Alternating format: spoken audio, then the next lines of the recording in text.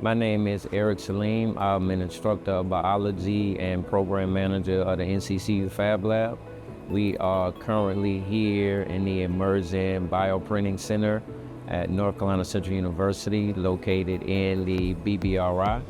3D printing here at North Carolina Central University will put our researchers and students on the cutting edge of biological manufacturing, in that it will allow us to not only create 3D environments for doing disease research, drug therapy research, and drug discovery research.